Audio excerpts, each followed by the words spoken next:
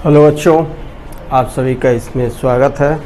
आज हम लोग कैचअप कोर्स के अंतर्गत क्लास 9 के मैथ्स का पहला भाग शुरू कर रहे हैं। यह पहला भाग शुरू होता है संख्याओं के प्रकार से, जिसे आप क्लास 6 में और 7 में पढ़ भी चुके हैं, फिर भी उनका रिव्यू करना ज़रूरी है। तो आइए हम शुरू करते हैं। तो संख्या, तो बच्चों संख्या को हम लोग जिस रूप में जानते हैं, हम लोग ये जानते हैं कि अगर ये सिंबल लिखा हुआ है 3, तो हम जानते हैं कि यही संख्या है। बट ऐसा नहीं है, हम इसको काउंट करते हैं। यहाँ कितने स्केच पेन हैं? 4 स्केच पेन हैं, 4। तो ये जो 4 हुए, यह संख्या है। यह संख्याओं को, 4 संख्या को व्यक्त करने का एक सिंबल है। तो संख्या के बारे में यही है। अब हम संख्या के प्रकार के बारे में हम लोग जानेंगे। तो पहला प्रकार बच्चों, प्राकृत संख्या। प्राकृत संख्या, नेचुरल नंबर, गिनती की संख्याओं को प्राकृत संख्या कहते हैं। प्राकृत संख्या किसे कहते हैं बच्चों? गिनती की संख्याओं को प्राकृत संख्या कहते हैं। गिनती की संख्याओं को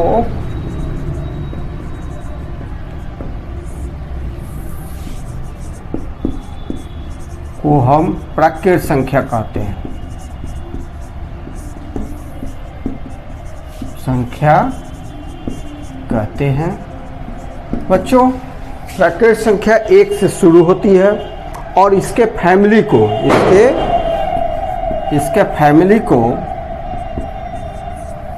हम कैपिटल N, इंग्लिश अल्फ़ाबेट के लेटर कैपिटल N से डिनोट करते हैं। और प्राकृत संख्याओं को किस में रखते हैं? कर्ली ब्रैकेट, मध्यम ब्रैकेट में रखते हैं। बच्चों ये मध्यम ब्रैकेट जो होता है, ये सेट कहलाता है। सेट के बारे में आप नहीं जानते हैं। सेट मीन्स कलेक्शन, मतलब संग्रह। कलेक्शन, सेट मीन्स कलेक्शन मतलब संग्रह। सुपरिभाषित वस्तुओं का संग्रह सेट कहलाता है। तो प्राकृत संख्याएं क्या है? सुपरिभाषित हैं, इसलिए इनके संग्रह को हम सेट कहेंगे और इस सेट को हम n से डिनोट करेंगे। दूसरा है बच्चों पूर्ण संख्या। पूर्ण संख्याएं, होल नंबर्स। पूर्ण संख्याएं या होल नंबर्स। तो बच्चों प्राकृत संख्या के समूह में, प्राकृत संख्या के कलेक्शन में शून्य को भी शामिल कर ले, तब हमें क्या मिलता है? पूर्ण संख्याओं का समूह मिलता है। और शून्य का कंसेप्ट कहाँ से आया होगा? सपोज कीजिए कि आपके घर के बगल में 2-4 घर हैं और उसमें प्रत्येक घर में सदस्यों की संख्या गिननी है। कोई ऐसा भी घर हो सकता है जिसमें लोग रहते हों, बट आज के डेट में वे लोग पटना गए हुए हों, दिल्ली गए हुए हों। तो उस समय उस घर के सदस्यों की संख्या कितनी होगी? कौन सी संख्या इसको डिनोट करेगा? तो वह संख्या होगी 0। तो पूर्ण संख्या किसको कहते हैं बच्चों? कि प्राकृत संख्याओं के समूह में, प्राकृत संख्याओं के संग्रह में शून्य को भी शामिल करने पर, इंक्लूड करने पर हमें कौन सी संख्या मिलती है? पूर्ण संख्या मिलती है। पूर्ण संख्याओं का परिवार भी कहते हैं या पूर्ण संख्याओं का संग्रह भी कह सकते हैं। पूर्ण संख्याओं का परिवार मिलता है या प्राप्त होता है। पूर्ण संख्याओं का परिवार हमें कैसे मिलता है? तो प्राकृत संख्या के समूह में शून्य को शामिल करने पर। होल नंबर बेस होता है पूर्ण संख्या, तो होल नंबर्स को हम W से डिनोट करते हैं। किससे डिनोट करते हैं बच्चों? W से। इंग्लिश लेटर के, इंग्लिश अल्फ़ाबेट के लेटर W से 0 1 2 3 4 dot dot and so on. यह होगा बच्चों पूर्ण संख्या। अब आइए और भी टाइप्स हैं।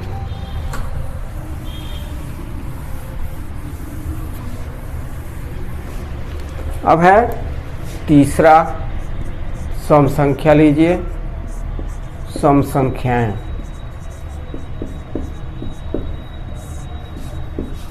Even numbers, even numbers. तो बच्चों ऐसी संख्याएं जो 2 से एग्जैक्टली डिविजिबल हो, अर्थात ऐसी संख्याएं जो 2 से पूर्णतः विभाज्य हो, क्या कहलाती है? सम संख्याएं कहलाती हैं। सम संख्याएं कहलाती हैं। ऐसी संख्याएं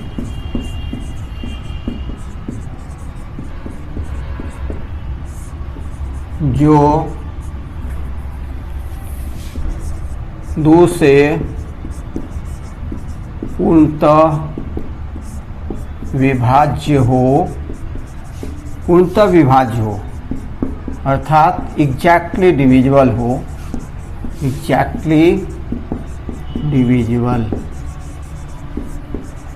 हो, क्या कहलाती है? सम संख्याएं कहलाती है।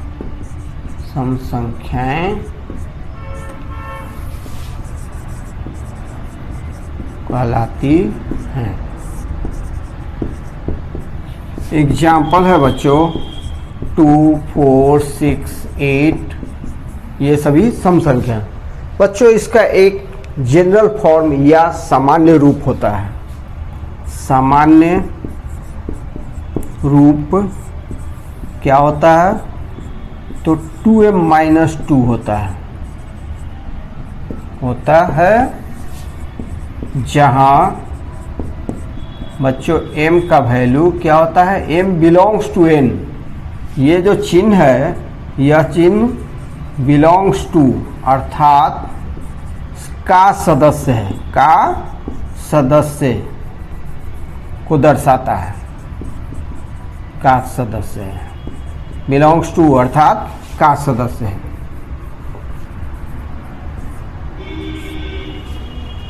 यह चिन्ह का मतलब हुआ का सदस्य है। तो m, यहाँ पर जो m का प्रयोग हुआ है वह m किसका सदस्य है? नेचुरल नंबर, प्राकृत संख्या का। मतलब m का वैल्यू प्राकृत संख्या होंगी, 1 होंगी, 2 होंगी, 3 होंगी, कोई लिया जा सकता है। फिर चौथा है विषम संख्याएं। विषम संख्याएं अर्थात ऑड नंबर्स, ऑड नंबर्स। तो बच्चों वैसी संख्याएं जो 2 से पूर्णतः विभाज्य नहीं हो, पूर्णतः विभाज्य नहीं हो, क्या कहलाती हैं? विषम संख्याएं कहलाती हैं। विषम संख्याएं कहलाती हैं। जैसे एग्जाम्पल देखिए 1 3 5 7 9 11, ये सभी हैं।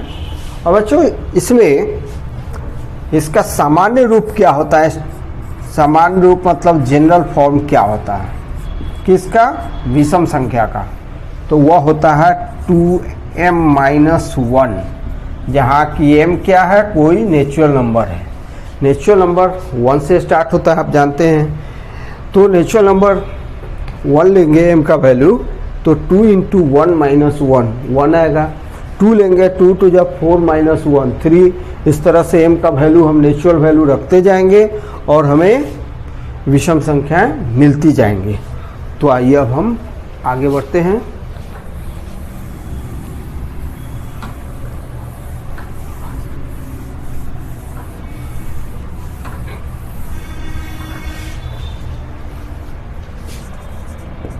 अभाज्य संख्याएं। कौन सी संख्या बच्चों?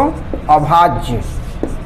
अभाज्य संख्याएं बहुत ही इंपॉर्टेंट है, आप पढ़ चुके हैं हालांकि क्लास 8 में। अभाज्य संख्याएं प्राइम नंबर्स।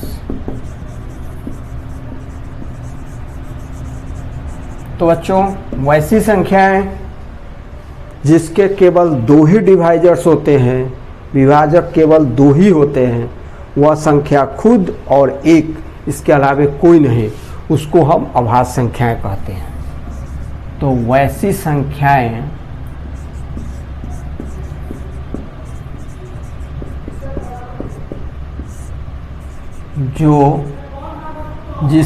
वैसी संख्याएं जिसके सिर्फ 2 ही विभाजक, कौन कौन? एक और संख्या खुद, और संख्या खुद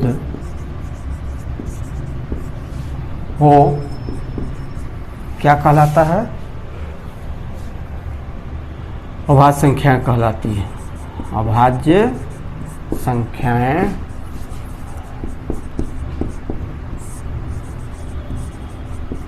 कहलाती हैं। एग्जाम्पल 2। बच्चों सबसे छोटी जो अभाज्य संख्या है वह 2 है। इसमें एक और गुण है कि यह सम संख्या भी है।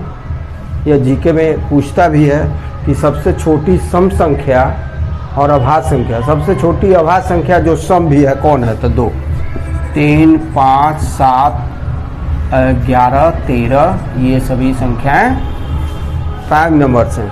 बच्चों प्राइम नंबर का यूज वर्गमूल निकालने में भी होता है और दूसरे फैक्टर्स निकालने में, अभाज्य गुणनखंड करने में भी होता है, फैक्टर ट्री बनाने में भी होता है। 5वां। 6ठा है बच्चों भाज्य संख्याएं। भाज्य संख्याएं तो बच्चों इसके नाम से ही स्पष्ट है, इसका इंग्लिश में होता है कंपोजिट नंबर्स। Composite numbers. तो बच्चों वैसी संख्याएं जिसके सिर्फ 2 ही विभाजक, तो उसको हम क्या कहते हैं? अभाज्य। और 2 से ज़्यादा विभाजक तो अभाज्य संख्याएं कहलाएंगी। तो वैसी संख्याएं, वैसी संख्याएं जिसके 2 से ज़्यादा विभाजक हों, 2 से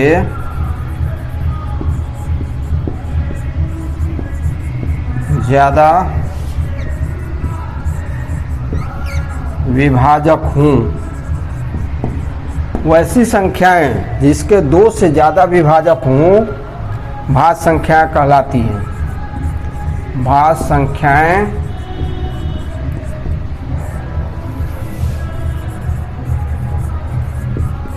कहलाती हैं। एग्जाम्पल देखिए, जैसे 4 है, 6 है, 8 है, 9 है। बच्चों दिखाई दे रहा है 4 का फैक्टर कौन कौन होता है? 4 का फैक्टर देखिए तो 1, 2, 4, मोर देन 2 है, 2 से ज़्यादा है। और यहाँ पर भी देख लेते हैं 2 का फैक्टर कौन कौन है? 1 और 2। 3 का कौन है? 1 और 3, 2 ही है, यहाँ पर 3 है। तो ये भाज्य संख्या हुए। 6, 7,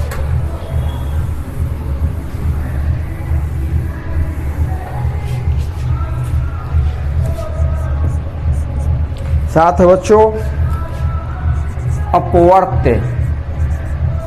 यह भी संख्याओं के प्रकार ही है। अपवर्त्य, मल्टीपल्स, अपवर्त की नहीं कहते हैं। तो बच्चों अगर कोई दी हुई संख्या हो तो वे सभी संख्याएं जो उस दी हुई संख्या से विभाज्य हो, वे सभी संख्याएं जो दी हुई संख्या से विभाज्य हो, दी हुई संख्या के अपवर्त कहलाते हैं। वे सभी संख्याएं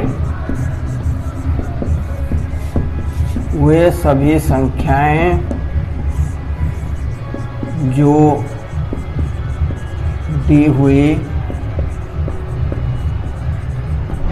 संख्याओं दी हुई संख्या से वे सभी संख्या जो दी हुई संख्या से पूर्णतः विभाज्य हो, पूर्णतः विभाज्य हो, क्या कहलाता है? अपवर्त कहलाते हैं। एग्जाम्पल से स्पष्ट होगा बच्चों। एग्जाम्पल 5 के अपवर्त कौन कौन होंगे? तो ये सभी संख्याएं जो 5 से विभाज्य हो, पूर्णतः विभाज्य हो। 5 का टेबल पढ़िए, पढ़ते जाइए। ये सभी संख्याएं 5 से विभाज्य, 5 भी, 10, 15, 20, 25, 30, 35 यहाँ तक चले जाए, जो 5 से विभाज्य है।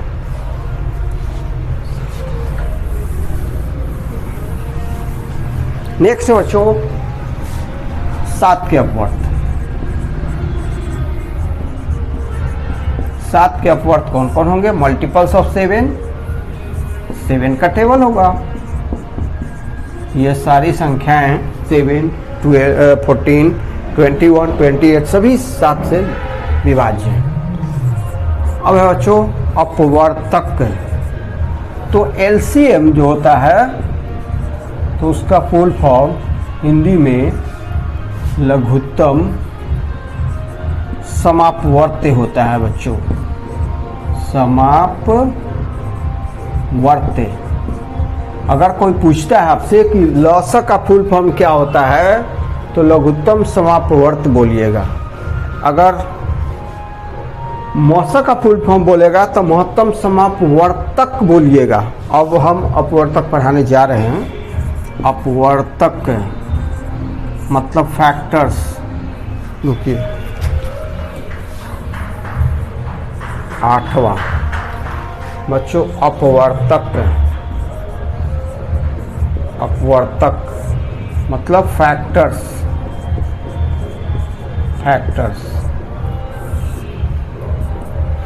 अपवर्तक किसको कहते हैं? तो बच्चों किसी दी हुई संख्या में जिन संख्याओं से भाग लग जाए, दी हुई संख्या में जिन सभी संख्याओं से भाग लग जाए वे सारी संख्याएं उस दी हुई संख्या के अपवर्तक कहलाती हैं। किसी दी हुई संख्या में जिन जिन संख्याओं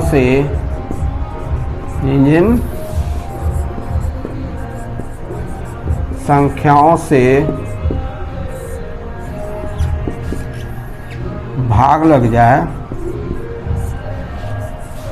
या पूर्णतः भाग लग जाए, अच्छा रहेगा, पूर्णतः भाग लग जाए, यानी दी हुई संख्या उन संख्याओं से पूर्णतः विभाज्य हो, तो वैसी संख्याएं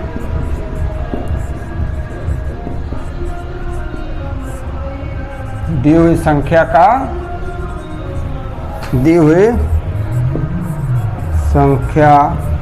का अपवर्तक कहलाती हैं।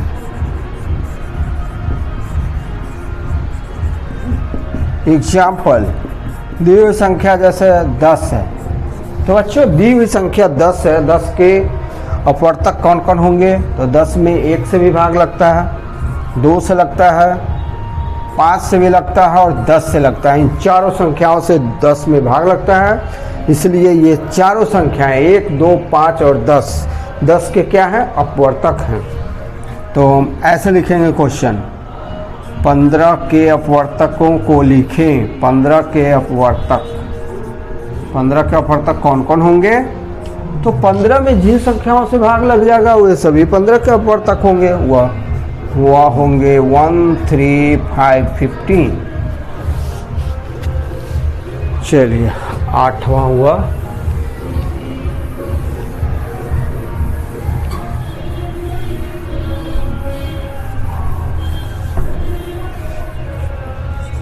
नाइन्थ बच्चों 9th में हम लेते हैं पूर्णांक, इंटीजर्स। तो बच्चों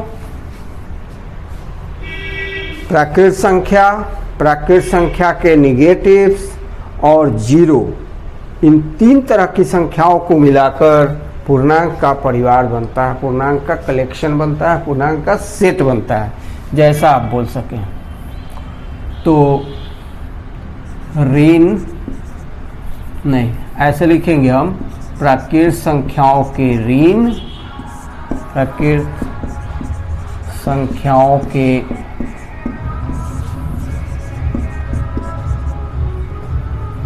ऋण 0 और प्राकृत संख्याओं को मिलाकर प्राकृत संख्याओं को मिलाकर पूर्णांक का परिवार बनता है, पूर्णांकों का परिवार बनता है। फैमिली कहिए या सेट कह सकते हैं या कलेक्शन भी कह सकते हैं, का परिवार बनता है। पूर्णांकों का परिवार कैसे बनता है बच्चों? प्राकृत संख्या के ऋण और 0 को मिलाकर। एग्जाम्पल, हाँ, पूर्णांक को Z और I से, कैपिटल I से डिनोट करते हैं, Z और कैपिटल I। -4, -3 बच्चों, ऋण पूर्णांक को उल्टे क्रम में लिखा जाता है। आपको दिखाई पड़ रहा होगा कि -4, 3, -2, -1, ये उल्टे क्रम में है, ये बढ़ते हुए क्रम में है बच्चों। -4 से बड़ा होता है -3, -2, -3 से बड़ा होता है। इस तरह से जैसे जैसे हम बायां से दायां जाते हैं वैसे वैसे संख्याओं का मान बढ़ते जाता है। 1, 2, 3, 4 ... अब है बच्चों 10वां, भिन्न। भिन्न किसे कहते हैं? भिन्न मतलब फ्रैक्शंस। तो बच्चों जो पूर्ण नहीं हो उसको भिन्न कहते हैं, जो पूर्ण नहीं है उसको भिन्न कहते हैं, पूर्ण को पूर्णांक कहते हैं। तो भिन्न A/B के रूप की संख्याएं होती है, संख्याएं होती हैं जिसमें A तथा B कोई प्राकृत संख्या है।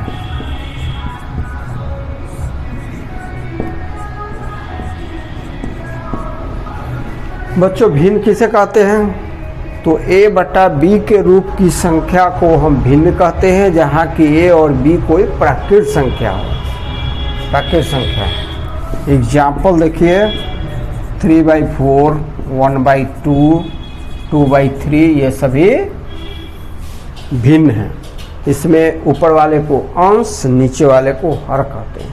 न्यूमरेटर, डिनोमिनेटर दोनों क्या होते हैं? दोनों प्राकृत संख्या होती है। 10वां,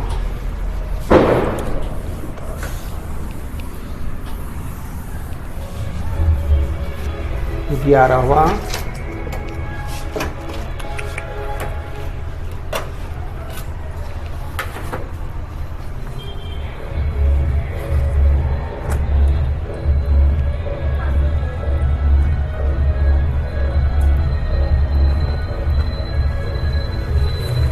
बच्चों 11वां है परिमेय संख्या। बहुत ही इंपॉर्टेंट संख्या है परिमेय संख्याएं।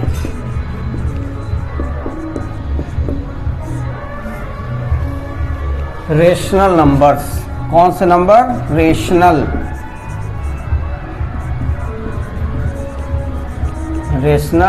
नंबर्स।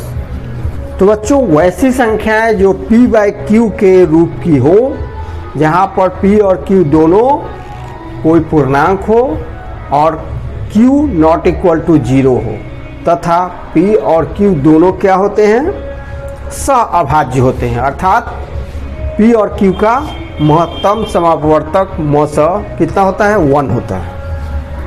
तो P बाई Q रूप की संख्याएं, रूप की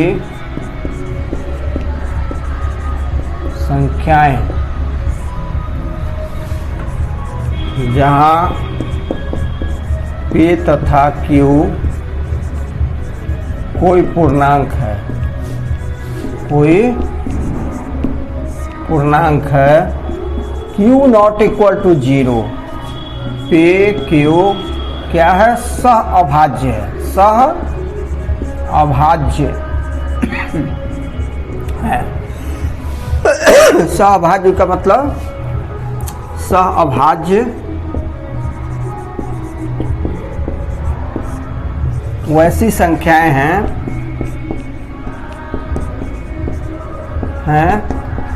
जिनका मौस, जिनका महत्तम समापवर्तक बच्चों कितना होता है, 1 होता है। बहुत ही इम्पोर्टेंट ये संख्या है, संख्या का प्रकार है परिमेय संख्या। इसके बारे में आपको 10th में भी पढ़ना है, 10th में क्वेश्चन भी पूछा जाता है। अब बच्चों आपके मन में एक प्रश्न आ सकता है कि भिन्न में और परिमेय संख्या में क्या अंतर है। तो अब स्पष्ट हो गया होगा कि भिन्न में, भिन्न जो होता है उसके वह a बाई बी के रूप का होता है, जहाँ कि a और b दोनों क्या होते हैं, प्राकृत संख्या होते हैं। लेकिन परिमेय संख्या में p बाई क्यू रूप की संख्या को परिमेय संख्या कहते हैं, लेकिन p और q क्या है, कोई पूर्णांक है, q नॉट इक्वल टू 0। 11 12 है बच्चों अपरिमेय संख्याएं, अपरिमेय संख्याएं मतलब इरेशनल नंबर, इरेशनल नंबर्स। बच्चों वैसी संख्या जिसको p बाई क्यू फॉर्म में नहीं लिख सकते हैं क्या कहलाते हैं, अपरिमेय संख्या कहलाते हैं। वैसी संख्याएं जिन्हें p बाई क्यू फॉर्म में रूप में नहीं लिखा जा सके, नहीं लिखा जा सके। वैसी संख्याएं जिन्हें p बाई क्यू फॉर्म में नहीं लिखा जा सके अपरिमेय संख्याएं कहलाती हैं। अपरिमेय संख्याएं कहलाती हैं। एग्जाम्पल √2, √3, √5 ये सारी संख्याएं अपरिमेय संख्याएं हैं। अब है बच्चों 12।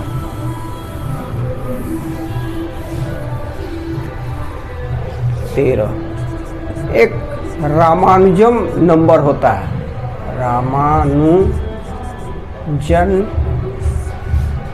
संख्या। तो बच्चों रामानुजन संख्या किसको कहते हैं,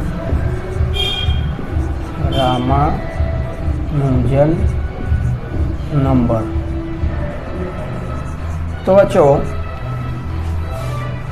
1729 इस संख्या को रामानुजन नंबर कहते हैं। इस संख्या की विशेषता है कि इस संख्या को 1729 को दो संख्याओं के क्यूब के सम के रूप में लिखा जाता है, दो संख्याओं के घन के जोड़ के रूप में लिखा जाता है दो तरह से, 1 क्यूब प्लस 12 क्यूब और 10 क्यूब प्लस 9 क्यूब। बच्चों दो घनों के योग के रूप में दो तरह से लिखा जाता है, यही इस संख्या की खूबसूरती है। और इसको भारत के महान गणितज्ञ श्रद्धेय रामानुजन के नाम पर रखा गया है। हालांकि यह संख्या की खोज उन्होंने ही की थी।